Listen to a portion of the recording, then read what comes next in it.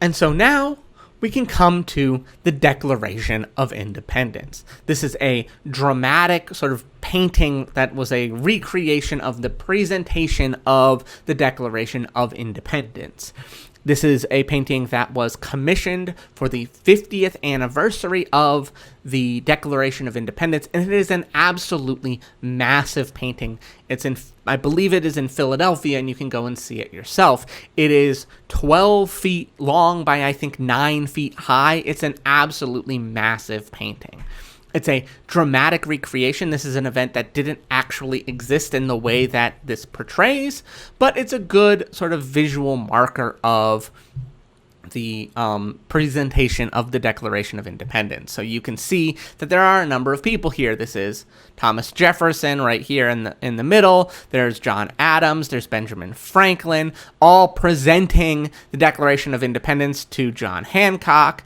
And so these are all sort of meant to be major figures. And so the point of this is that every individual in this painting was sort of large enough to be painted as a full portrait, so that at the 50th anniversary and the celebration of the 50th anniversary of the Declaration of Independence, you could go and see this picture and be like, oh, hey, look, it's Grandpa.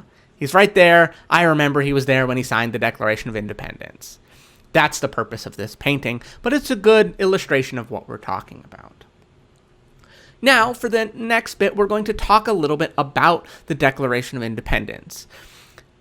Now, we're going to do an entire assignment around the Declaration of Independence, so you don't have to know it exactly at this point, but know that we will be reading through it on your own.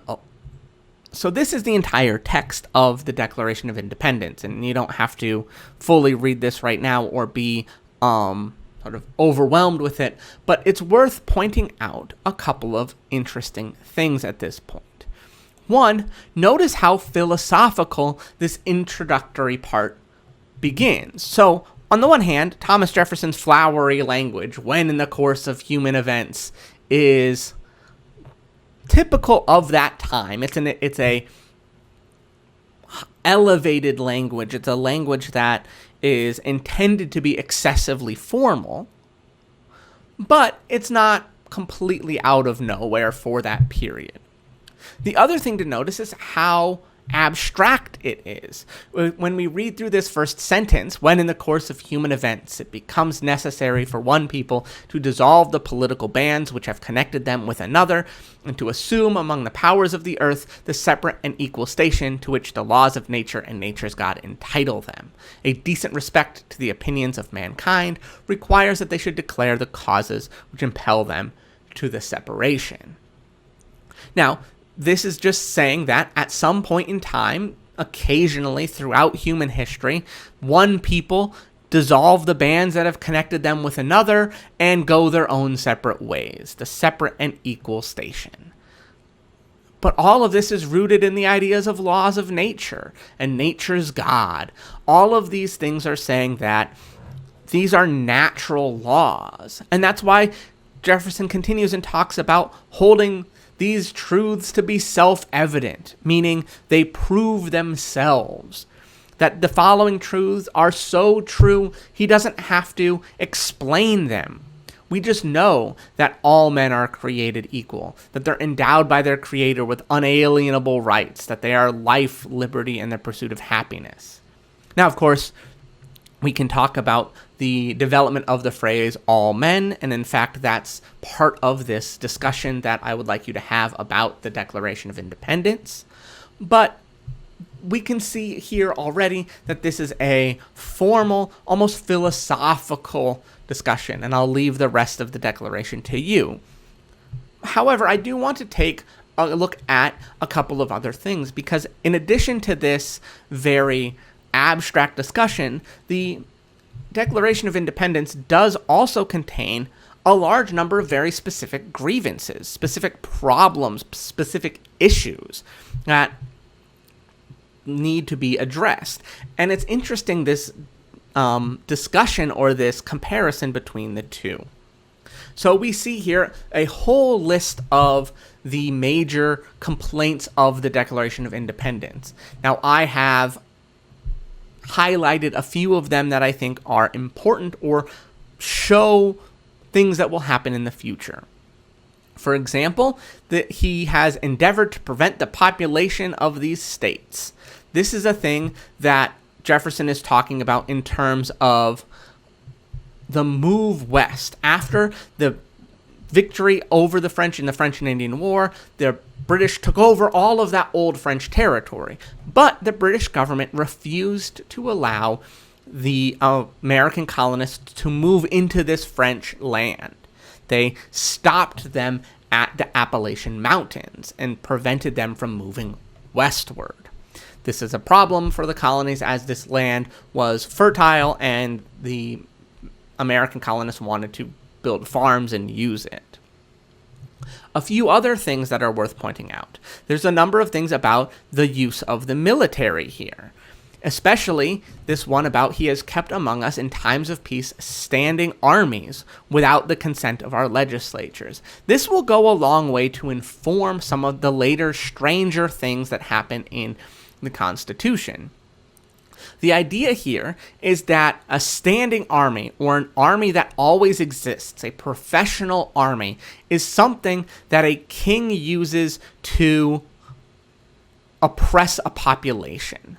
That's why you have a standing army. You have a standing army if you are a king and you want to keep your population in line. The idea of a modern professional military as a thing to keep us safe doesn't exist at this period of time. We also see that this army has been living amongst the citizens, the quartering large bodies of armed troops among us. And this was such a big deal that there's an entire constitutional amendment preventing this from happening in America. We also see elements of trade and taxation being brought up here in the ways that we talked about earlier, and the development of trial by jury and transportation beyond seas. This both references a thing that the British government used to do to troublemakers or people who they didn't want to have around. You could be arrested for a crime, either real or made up, in America or in one of the colonies, let's say New York, but your trial could be held in London. So you would have to travel from New York to London to have your trial and then travel all the way back. This means that even if you were found not guilty or innocent of the crime or the charges were dropped, you still were removed from your home for almost a full year while you had to make all of these things happen. We also see a few other developments here. I like these last ones because it's Jefferson at his most fiery. Jefferson really can sort of bring the fire and brimstone in his discussions, right? He says, he has plundered our seas, ravaged our coasts, burnt our towns, and destroyed the lives of our people.